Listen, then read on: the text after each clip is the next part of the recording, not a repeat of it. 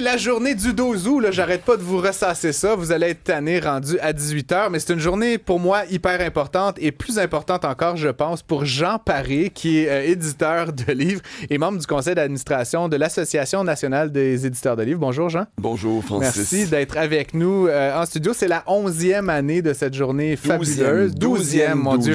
Ouais. J'en perds. 12e 12 août. Est-ce qu'on fait quelque chose de spécial pour ce multiple? Je n'ai pas entendu parler de quelque chose de particulier parce que c'était 12 du 12, mais chose certaine, je me suis beaucoup promené en librairie aujourd'hui pour aller voir, pour aller sentir la température de l'eau. Parce que, tu sais, des fois, on dit « Ah, c'est le nouveau Noël », puis ça se construit. C'est un peu vrai, non? Ben, c'est vrai, en fait. C'est les chiffres le confirment chaque année. Mais... j'ai visité des librairies aujourd'hui. J'ai aussi appelé des amis à Joliette, à Québec, à Trois-Rivières, à Sainte-Thérèse. Luc Lavoie me disait tout à l'heure qu'il reste encore quelques heures avant la fermeture de sa librairie. Est-ce qu'il y en a qui restent ouverts jusqu'à plus tard, là, parce que c'est le 12 août, là, prolongation, 21h, je ne sais trop quoi. Moi, j'ai une autrice, Louise Tremblay-Dessiambre, pour ne pas la nommer, qui est chez Renaud Bré à Boisbriand jusqu'à 22h. Elle ferme la shop. Donc, est-ce qu'elle passe le balai? Peut-être qu'il va y avoir des shooters, tu sais, rendu à 21h45, je croirais. Donc, ça bat des records à chaque année. C'est une magnifique célébration du livre québécois. J'en parlais en introduction de l'émission. Il y a toute une panoplie, évidemment, de livres. Là. On pense évidemment, naturellement, aux romans, aux livres biographiques, aux romans, aux titres qui sont un peu plus sérieux en économie. Jean Paré, tu es d'ailleurs l'éditeur de notre ami Pierre-Yves McSween, qui a fait certainement l'un ou le best-seller là, de la dernière décennie au Québec.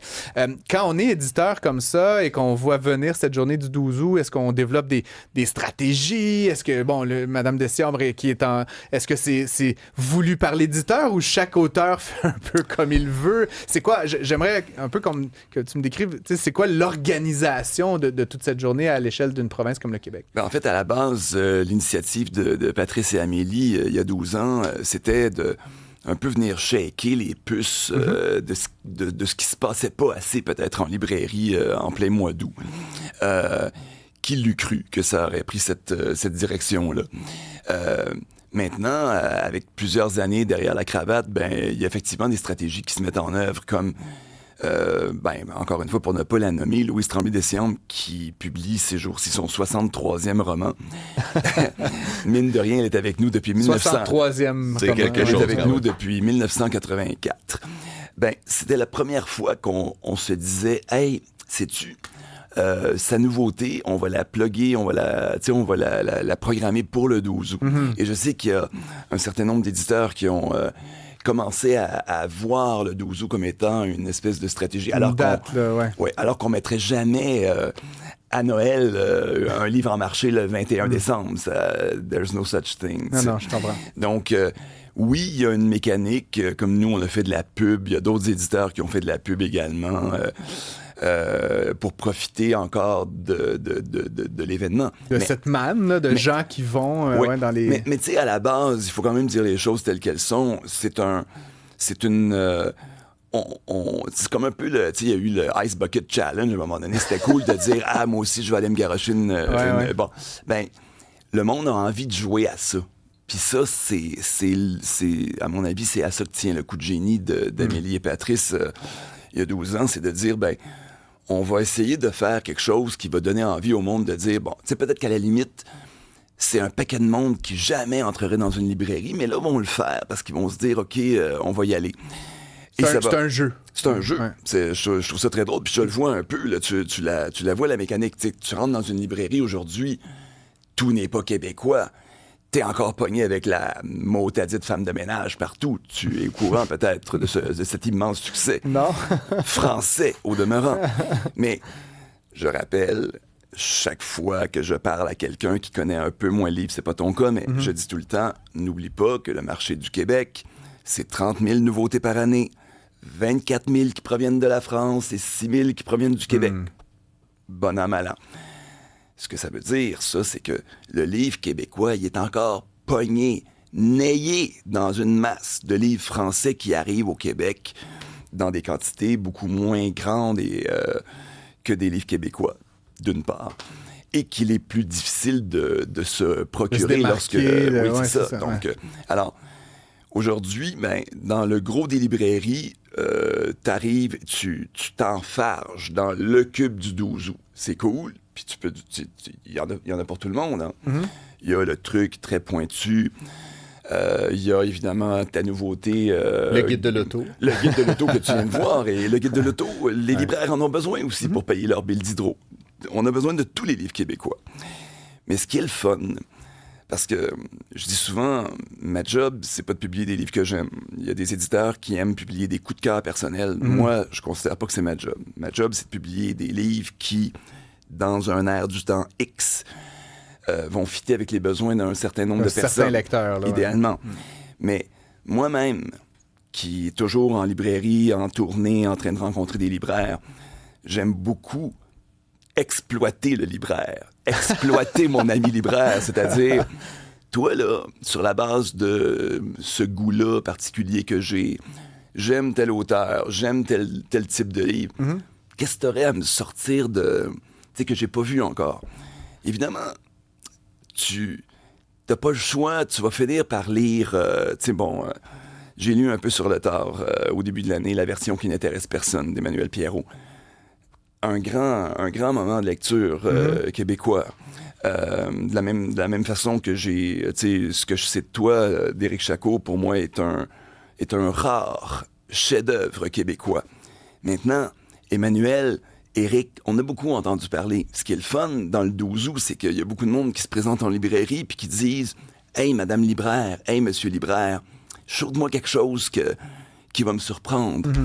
Ou à la limite, qui est complètement contraire à mes goûts habituels. Tu vois, l'année dernière, j'avais demandé à Éric Simard de la librairie du Square. J'avais fait mon coming out de gars qui est pas tant à l'aise avec la poésie, qui catch pas trop la mécanique de la poésie, qui avait envie de se faire dire de moi comme Poésie 101, tu sais, sans moi de quoi qui va... On a eu d'ailleurs David Goudreau à l'émission hier, là, qui nous a parlé... David... qui est c'est la rockstar de la poésie. David Goudreau, mais... c'est autre chose, là.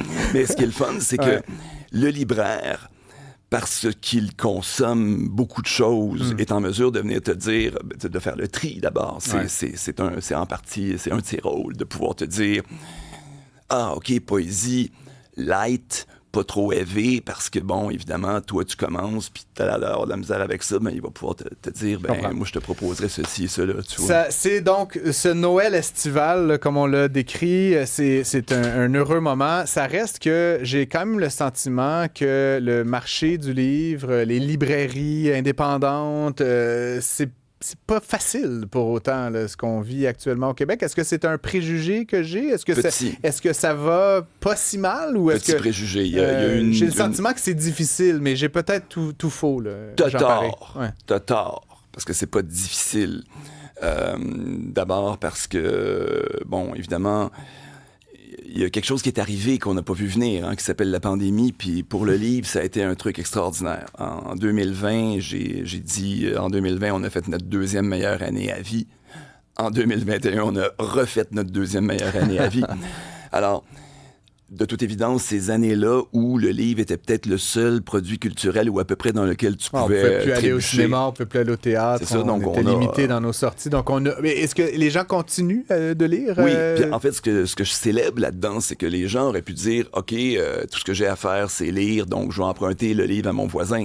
Non, ils ont acheté des livres, ils ont consommé, ils ont permis à des auteurs de gagner leur vie en partie ou au complet. Parce que au Québec, il n'y a quand même pas tant d'auteurs qui gagnent, qui vivent de leur plume. Et ça se maintient. Il y a eu une légère inflexion des ventes générales, mais il y a des librairies qui s'ouvrent encore aujourd'hui. Il y a beaucoup de jeunes joueurs qui embarquent dans cette industrie-là avec un autre regard. Moi, je suis vieux. Écoute, j'ai 57 ans. Je suis rendu comme dans très vieux. Dans la vieille gang. Mais, une personne âgée, en fait, Jean Paré. C'est quand même formidable de voir... Si vous ne le voyez pas, il a l'air d'un jeune homme, mais franchement, on ne le croirait pas, 57 ans. Non, mais c'est ce que je veux dire par là, c'est que ça m'émeut, moi, de voir quelqu'un qui a 28 ans et demi dire « Hey, moi, ce qui me ferait triper dans la vie, c'est d'ouvrir une librairie. What? » C'est comme, tu sais, j'aurais préféré être ingénieur mécanique. Cardiologue. Ou cardiologue. Ou fermier. Mais je célèbre ça. Je trouve ça vraiment trippant de voir qu'il y a beaucoup de jeunes... Très bien.